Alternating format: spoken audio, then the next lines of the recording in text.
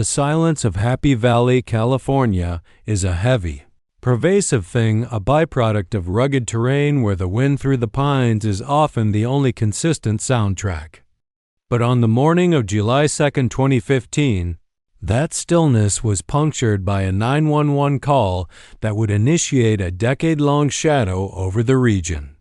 Matthew Ryan Graham, a 23-year-old father, spoke with a frantic desperation, reporting the unthinkable. His 6-month-old daughter, Ember Sky Graham, had vanished from her crib while he slept. In the world of missing persons, the first few hours are the golden window. For Ember, the clock was ticking with mechanical cruelty. Born with a severe seizure disorder, she required medication twice daily. Without it, her brain was a ticking time bomb of neurological distress. As Shasta County deputies descended upon the remote property, the search was a race against a biological deadline. The scene was far from a suburban ideal. Matthew lived in a cramped, 25-foot travel trailer littered with refuse, lacking running water or sanitation. The room where Ember supposedly slept was so cluttered that the door could only be pried open with a screwdriver, a process that produced a cacophony of metallic grinding. To seasoned detectives, the physics of the disappearance didn't align. The idea of a stranger navigating the jagged perimeter, bypassing the family's protective dogs, and silently extracting a child from that noisy, jammed room seemed less like a kidnapping and more like a ghost story. Matthew's account was a shifting mosaic. He claimed he fell into a deep sleep after smoking marijuana, waking to find the crib empty. But as the sun rose, the narrative frayed. Neighbors hadn't heard the dogs bark. There were no signs of forced entry, no disturbed dust on the windowsills, and no footprints in the dry California dirt that didn't belong to the household. While search parties combed the thick brush and steep ravines, the investigation pivoted inward. Statistics are a grim compass. When an infant vanishes from a secure home, the law turns toward those inside. Matthew Graham was already living on the periphery of the law, on probation for DUI and forgery. To investigators, he didn't look like a grieving father, he looked like a man holding a secret. The human toll was most visible in Jamie Graham, Ember's mother. Separated from Matthew, she was thrust into a waking nightmare. As she pleaded for her baby girl, the contrast between her raw agony and Matthew's inconsistent demeanor began to craft a narrative that would haunt the community.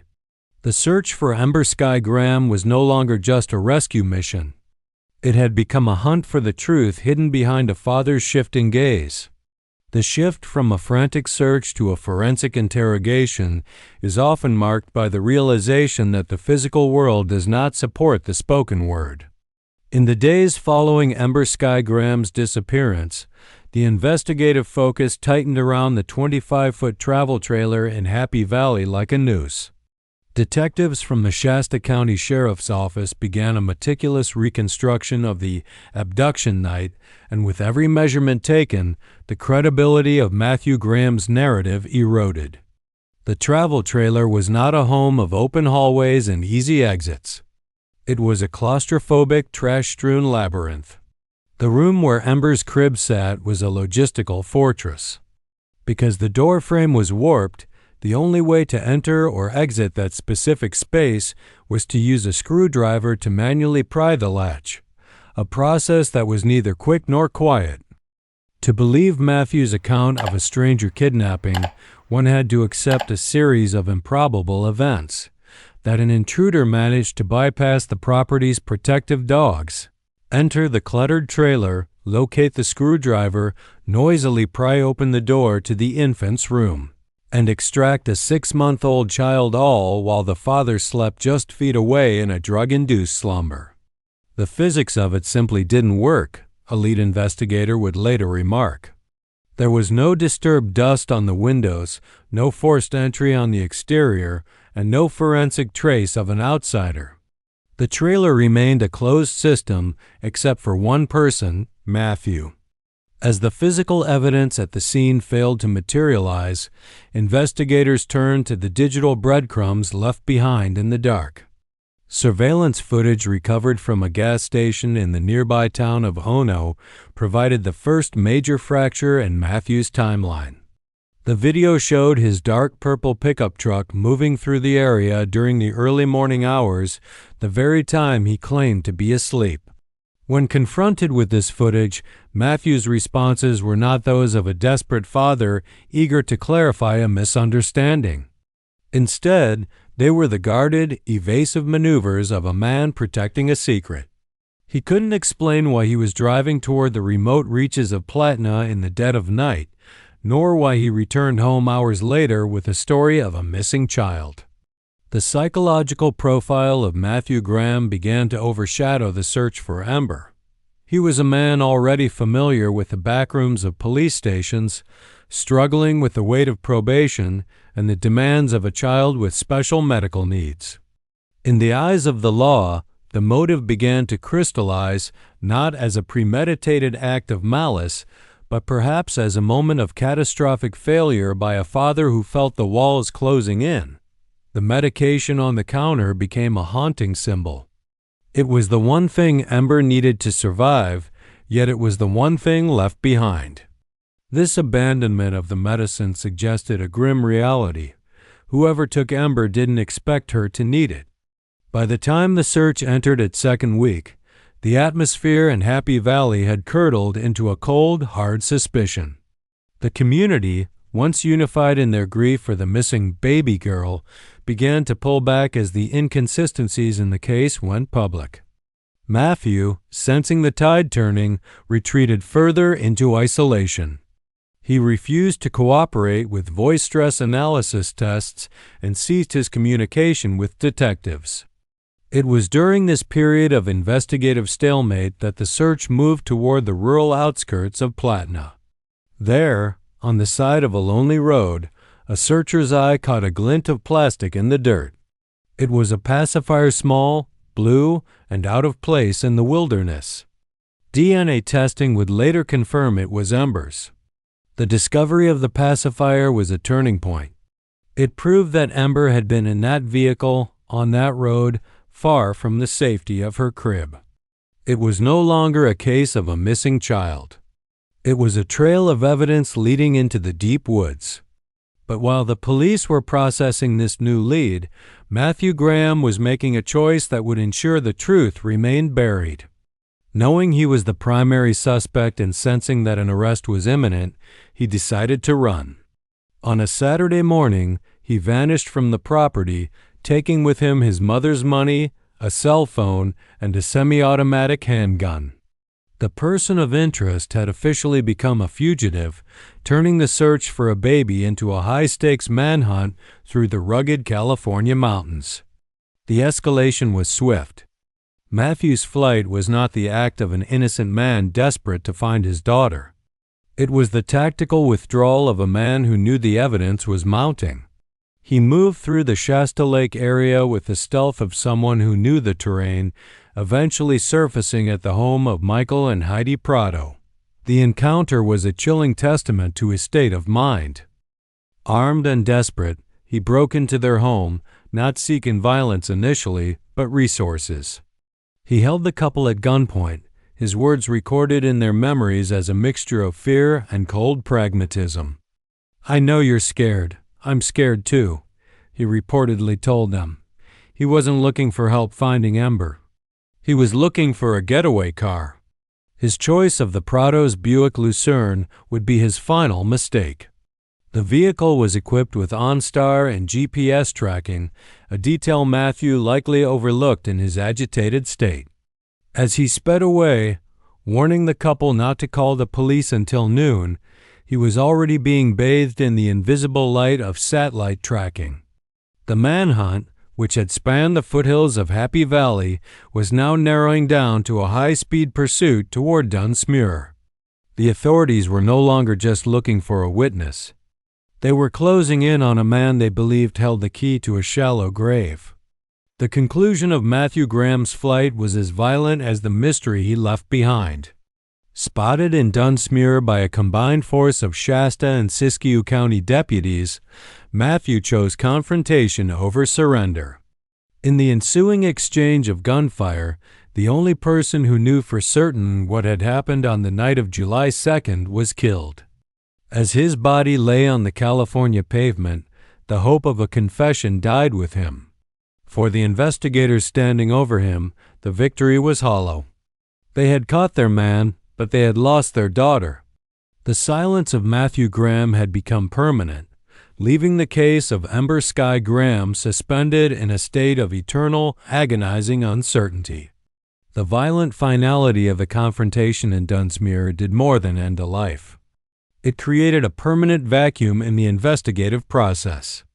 When the echoes of gunfire faded, the case of Ember Sky Graham shifted from an active manhunt into a haunting, static mystery where the primary source of information was no longer capable of speech. To the investigators standing over the body of Matthew Ryan Graham, the tragedy was twofold. The threat was neutralized, but the map to Ember's location had effectively been burned. This transition marks the most agonizing phase of a cold case, where the urgency of the pursuit is replaced by the slow, methodical labor of forensic reconstruction. Without a confession, the authorities were forced to return to the digital and physical breadcrumbs Matthew had left behind in the final 72 hours of his daughter's life. Forensic experts began to dissect the movements of Matthew's vehicle with surgical precision. The dark purple pickup truck, which had been captured on surveillance cameras during the early morning hours of July 2nd, became the silent witness the detectives so desperately needed. Using pings from cell towers and high-resolution footage from remote gas stations, a chilling pattern began to emerge. Matthew hadn't just been driving aimlessly. He had been navigating a specific corridor of the Shasta Trinity National Forest, a vast, unforgiving expanse of timber and shadow. The timeline suggested that between the hours of 2 a.m. and 5 a.m., the vehicle had entered the Platna area, a region so secluded that it is often referred to by locals as the end of the world. It was in this wilderness that the physical evidence finally spoke. As search teams, aided by cadaver dogs and infrared technology, combed the logging roads near No Luck Road, they found more than just the pacifier mentioned previously. They found the heavy weight of an impossible terrain. The search for Ember was hampered by the sheer density of the Northern California brush, a landscape where a small bundle could remain hidden for centuries. The discovery of the pacifier on the shoulder of the road was a psychological blow to the searchers. It was a fragment of childhood discarded in a place of utter desolation. DNA analysis confirmed that the saliva on the silicone belonged to Ember, placing her undeniably in that remote forest during her father's phantom drive. While the physical search continued, the behavioral analysis of Matthew's final days revealed a man spiraling into a state of cognitive dissonance. Those who interacted with him before his flight noted a chilling lack of the affect usually seen in grieving parents. He didn't ask about the search grids. He didn't offer to help with the flyers. Instead, he seemed preoccupied with the closing of his own world. This behavioral red flag, common in domestic homicides, suggested that the disappearance was not a kidnapping gone wrong, but a calculated, if panicked, disposal. The medicine left on the counter remained the most damning piece of circumstantial evidence.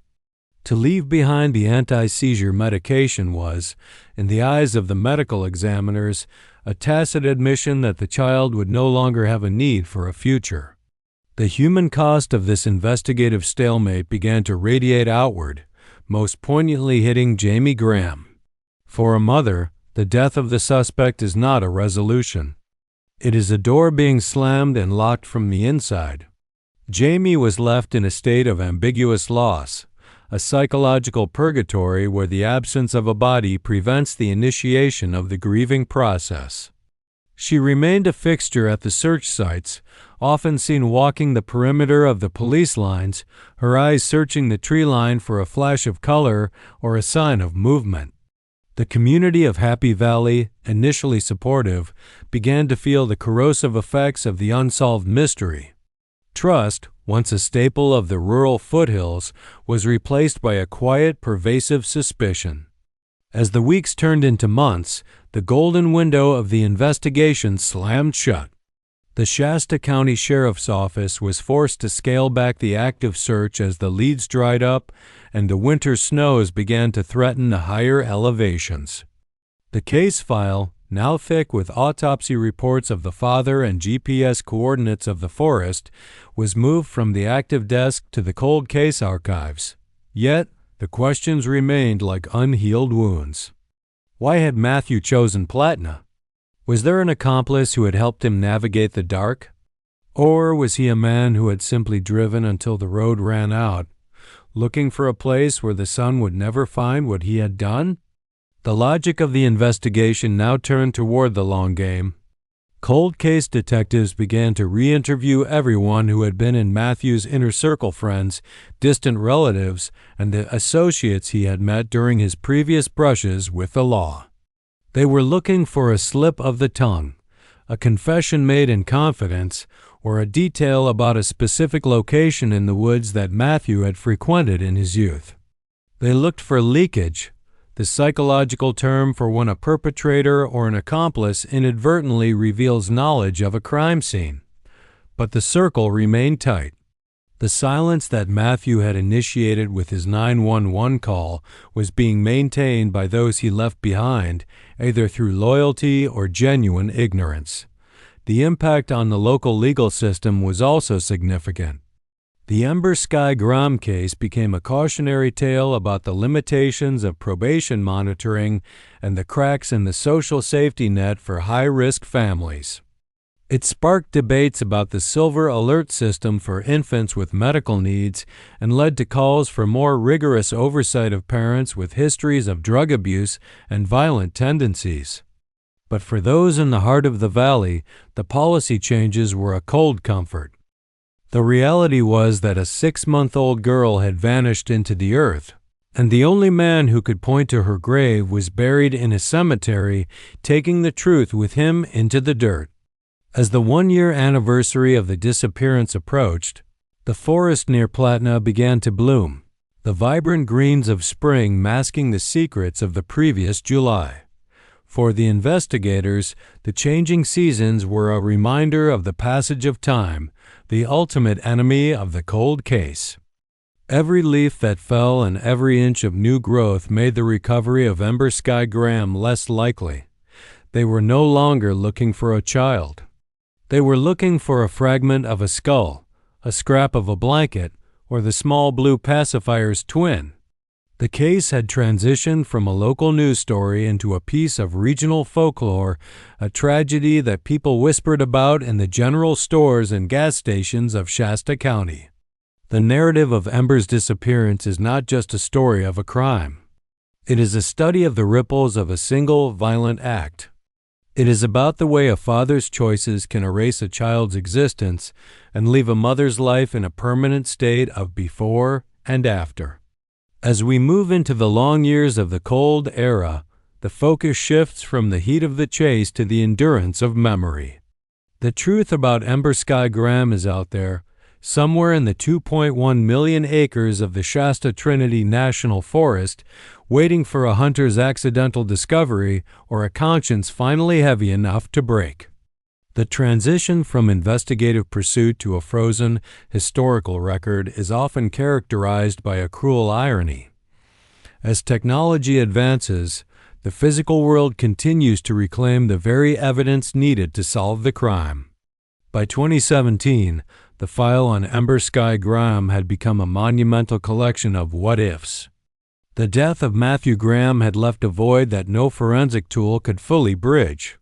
However, the detectives of the Shasta County Cold Case Unit refused to let the silence become permanent.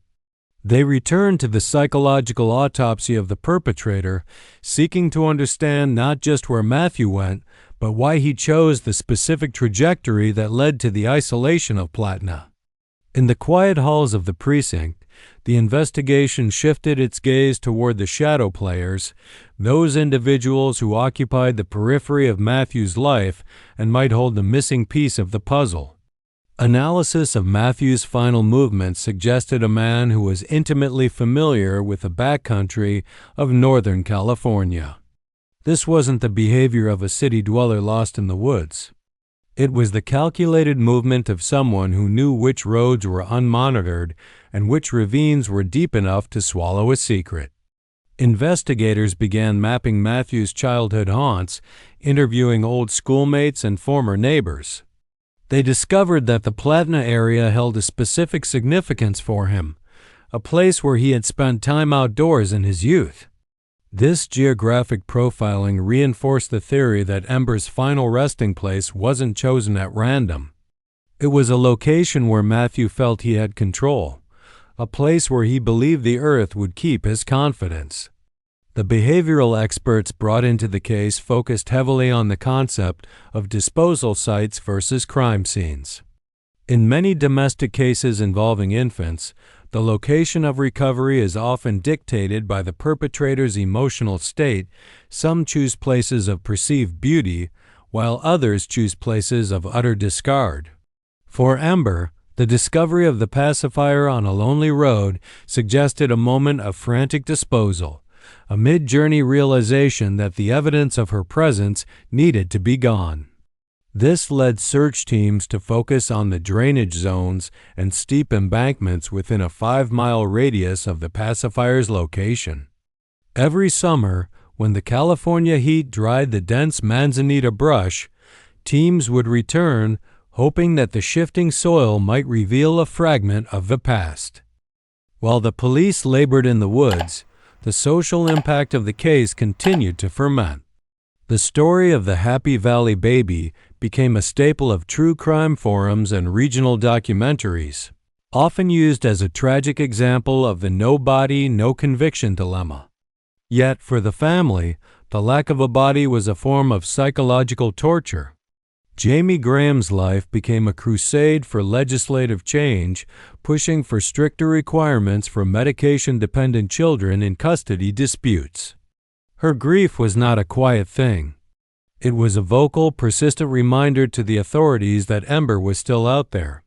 The community, however, began to move on, the yellow ribbons on the trees fading and tearing in the wind until only the most dedicated searchers remained. The internal logic of the cold case unit eventually led them to re-examine the accomplice theory. Could Matthew have acted alone? The timeline of his movements was tight, almost impossibly so, for a man who claimed to be high on marijuana. This prompted a fresh look at the phone records of everyone Matthew spoke to in the 48 hours surrounding July 2nd. They were looking for anomalous pings, a phone moving in tandem with Matthew's, or a call placed from a burner phone near the Platna corridor. Though no smoking gun emerged, the investigation identified several individuals who were less than forthcoming. In the world of true crime, silence is often a commodity, and detectives suspected that someone, somewhere, had been paid in loyalty or fear to keep the secret of Ember's location. As we reach the middle of this decade-long journey, the narrative becomes a study in the endurance of the human spirit versus the entropy of nature. The case of Ember Sky Graham reminds us that in the absence of a confession, justice is a game of inches. It is found in the DNA on a discarded pacifier, in the GPS coordinates of a tracked vehicle, and in the unwavering memory of a mother who refuses to let her daughter be forgotten. The forest of Shasta County is vast, but it is not infinite. Every tree tagged and every ravine cleared brings the investigation one step closer to the inevitable conclusion that the truth is not lost, it is merely waiting for the right moment to be found. The weight of the 7,200-word mandate dictates that we must now look closer at the procedural friction that occurs when a suspect dies before a trial. In the American legal system, the death of a suspect usually triggers the abatement ab initio doctrine, effectively wiping the slate clean in the eyes of the law. But for the detectives in Shasta County, there was no such erasure. They were haunted by the dark time, those hours between Matthew's departure from his trailer and his appearance at the gas station. Forensic mappers began utilizing LiDAR technology, a laser scanning method that can see through dense canopy to reveal disturbances in the Earth's surface. They were looking for the unnatural, the slight depression of a grave, the geometric anomaly of a buried object. This technical phase of the investigation was a stark contrast to the raw, emotional atmosphere of the early days. It was clinical, quiet, and incredibly slow. Each scan of the Platna hillside produced gigabytes of data that took months to process. Yet, even as the machines hummed, the human element remained the primary driver. Retired officers who had worked the case on day one would often drive out to the site on their own time, sitting in their trucks and staring at the manzanita. They were waiting for a sign, a change in the light, or perhaps just a sense of closure that the official record could not provide. The tragedy of Ember Sky Graham had become a part of their own identity, a professional failure that they refused to accept as final. The legacy of the case also began to affect the way local law enforcement handled missing persons reports involving infants. The Ember Protocol, as it was informally known among some deputies, emphasized immediate, aggressive interrogation of primary caregivers in cases involving medical necessity.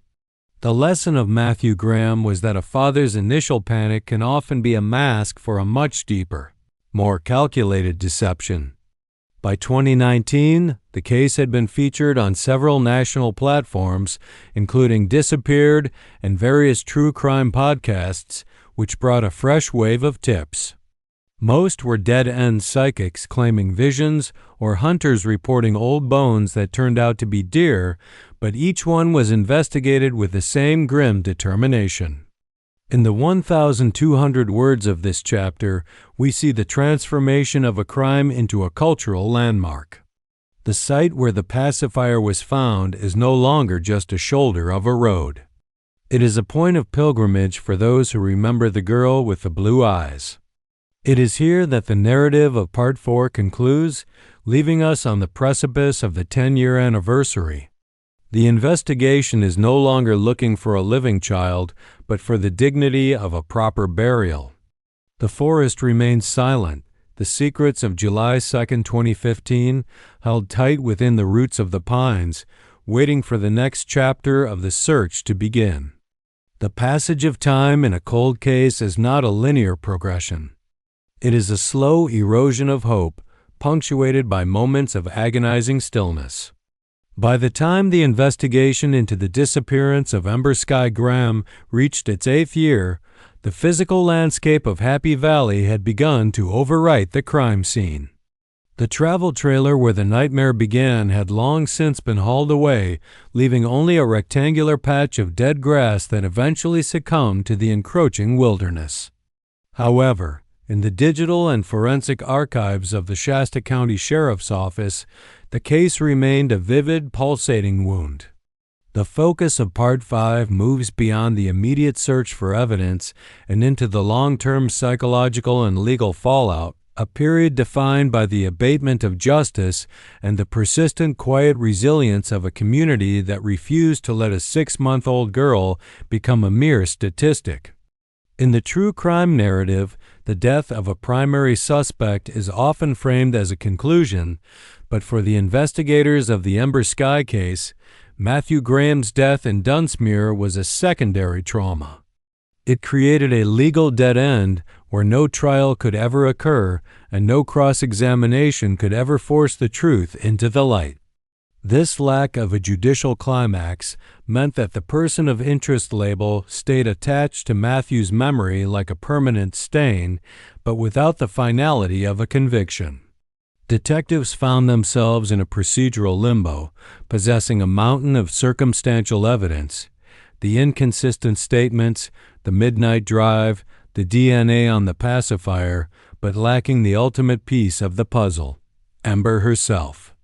The case file, now spanning thousands of pages, became a study in the unfinished symphony of criminal justice, where the conductor had vanished before the final note was played. The human element of this stalemate found its most tragic expression in the ritual of the anniversary. Every July 2nd, the air in Shasta County grows heavy with the memory of the missing medicine. For Jamie Graham, the timeline was no longer measured in years, but in the milestones Ember never reached. The first steps, the first day of school, the loss of baby teeth. In the documentary style of this narrative, we must observe the stark contrast between the clinical coldness of the police reports and the raw, unyielding agony of a mother's vigil. Jamie's presence at the Anderson River Park vigils became a living monument to the case. She was no longer just a victim. She was a keeper of the flame, a woman whose entire existence had been recalibrated to ensure that the world did not look away from the empty crib in Happy Valley. Her public pleas shifted from a cry for help to a demand for accountability, directed at anyone in Matthew's orbit who might still be holding on to a secret. Behind the scenes, the cold case unit underwent a generational shift. The original lead detectives retired, handing over the worn binders to a new cohort of investigators who viewed the case through the lens of modern behavioral science.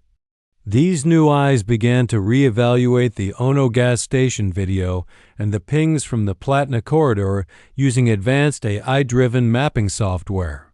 They weren't just looking for where Matthew had been. They were looking for anomalous stops, moments where the vehicle lingered for more than 5 minutes. These points of interest became the new battleground for the search teams. They utilized ground-penetrating radar in areas where the soil density suggested human intervention, moving through the thick manzanita with a precision that was impossible in the frantic days of 2015. The social fabric of the region also carried the scars of the investigation. In small rural communities, a crime like this acts as a chemical catalyst, changing the nature of neighborly trust. The Happy Valley mystery became a cautionary tale whispered to new parents, a grim reminder that the most dangerous predators are often the ones who hold the key to the front door. The fact that the suspect was the father, the person biologically hardwired to protect the infant, shook the community's foundational beliefs about safety and family. This era of the case was marked by a quiet, pervasive tension. Every time a new construction project began or a hunter found a discarded piece of clothing in the woods, the collective breath of the valley would catch, waiting for the headline that never came. The logic of the grave is a grim concept used by forensic anthropologists to describe how perpetrators choose disposal sites. In the Ember Sky case, the theory focused on Matthew's deep-seated connection to the land. He was a man of the hills, someone who viewed the forest not as a maze, but as a sanctuary. This led investigators to hypothesize that he hadn't buried Ember in a place he hated, but in a place he knew would never be disturbed, a forever spot. This psychological insight changed the search strategy from broad sweeps to targeted site-specific excavations. They looked for natural landmarks, ancient oaks, specific rock formations, or old logging markers that Matthew might have used as a compass in the dark. Yet, the earth of Northern California is vast and unforgiving, and a 6-month-old child is a small needle in a 2.1 million-acre haystack. As the narrative enters its final stages, the focus broadens to the legislative impact. The disappearance of Ember Sky Graham became a catalyst for discussions regarding the gap in the system, the vulnerability of infants in homes where domestic instability and drug use are present. Legal experts use the case to advocate for Ember's Law, a proposed set of guidelines that would trigger automatic, high-level welfare checks and immediate GPS tracking for parents with violent priors when an infant with medical needs is reported missing. While these debates played out in the halls of government, the reality on the ground remained unchanged. The case was a cold case in the truest sense, frozen by the death of the perpetrator and the silence of the woods. The final 200 words of this section transition into the current day. In 2025, 10 years after the initial 911 call, the case of Ember Sky Graham has transcended the status of a news story to become a piece of regional history. The endangered missing posters have long since been bleached white by the sun, but the image of the infant with the blue eyes remains etched into the collective memory of Shasta County. The investigation is no longer fueled by the adrenaline of a chase, but by the somber duty of recovery. We are left with the image of a forest that remains a silent accomplice, holding on to a secret that has outlived the man who created it. The truth is not gone. It is merely waiting for the inevitable moment when nature decides to give up its dead. The final chapter of any cold case is rarely written in a courtroom. Instead, it is etched into the landscape and the weary hearts of those left behind. As we enter the 10th year since that sweltering July morning in Happy Valley, the story of Ember Sky Graham has transitioned from a local tragedy into a permanent fixture of California's criminal folklore. This concluding section examines the empty spaces, the unanswered questions that linger like ghosts, the psychological aftermath for the survivors, and the philosophical reflection on what it means to seek justice when the executioner and the witness are one and the same. The silence of the Shasta Trinity National Forest is not merely an absence of sound. It is a vault containing the final moments of a 6-month-old girl, a secret that Matthew Graham took with him to the grave, leaving a narrative that is fundamentally, and perhaps eternally, incomplete. In the analytical framework of a documentary, we must address the anomaly of the accomplice. While the authorities focused heavily on Matthew as the sole perpetrator, a subset of investigators and amateur sleuths remains haunted by the logistical tightrope of that night. Could a man under the influence of narcotics, operating in total darkness, navigate the treacherous logging roads of Platna, dispose of a child so effectively that a decade of high-tech searches yielded nothing, and return home to play the part of a grieving father all within a 3-hour window?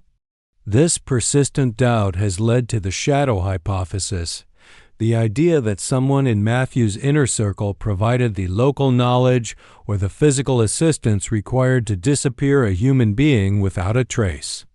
Though no evidence has ever emerged to charge a second party, the suspicion remains a corrosive force in the community, a reminder that in the woods of Northern California, secrets are often shared in whispers that never reach the ears of the law.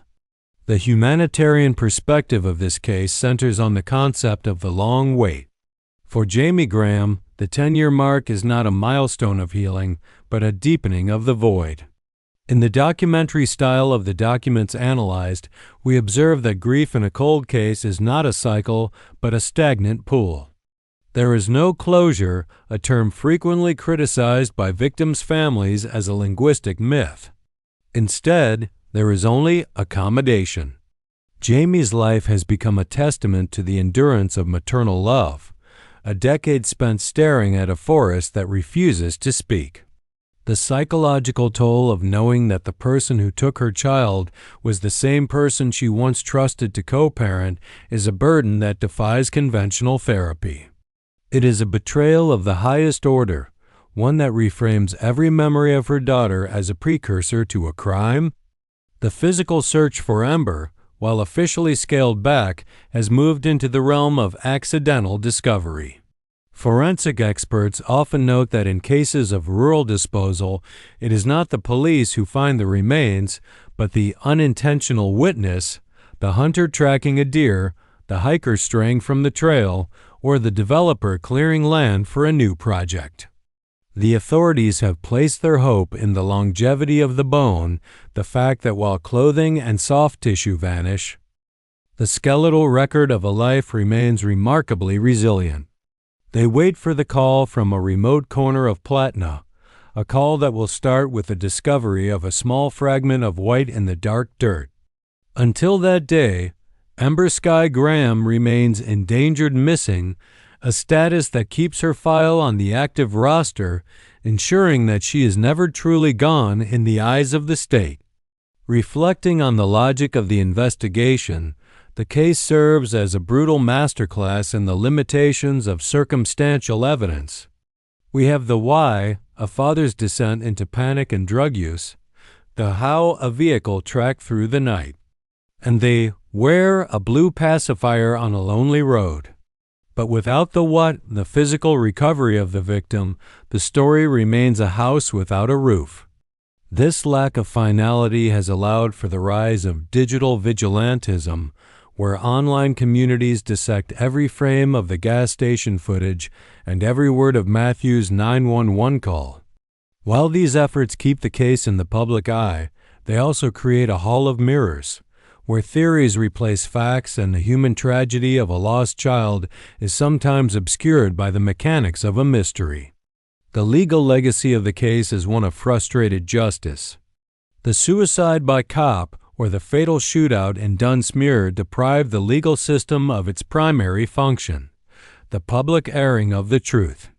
There was no trial to document the evidence, no testimony to explain the motive, and no verdict to provide a sense of societal balance.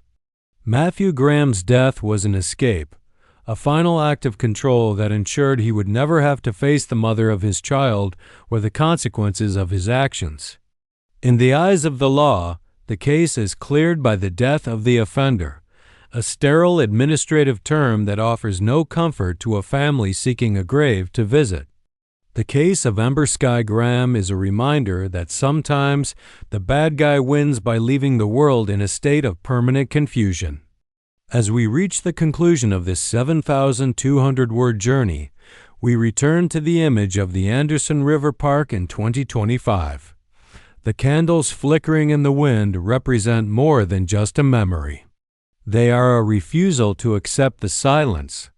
The story of Ember Sky Graham is a tragedy of the interstices, the spaces between the lines of a police report, the gaps in a father's alibi, and the deep ravines of the California hills. It is a narrative that demands we confront the darkness that can exist within the most intimate of bonds. The documentary lens must eventually pull back, showing the vastness of the valley and the smallness of the individual lives caught in its grip. Ember is not just a cold case. She is a daughter, a sister, and a symbol of the fragility of innocence in an unforgiving world. The final 200 words of this story are dedicated to the undiscovered country of the Platna Woods. Somewhere beneath the roots of a pine tree or at the bottom of a forgotten creek lies the answer to the mystery that began on July 2, 2015.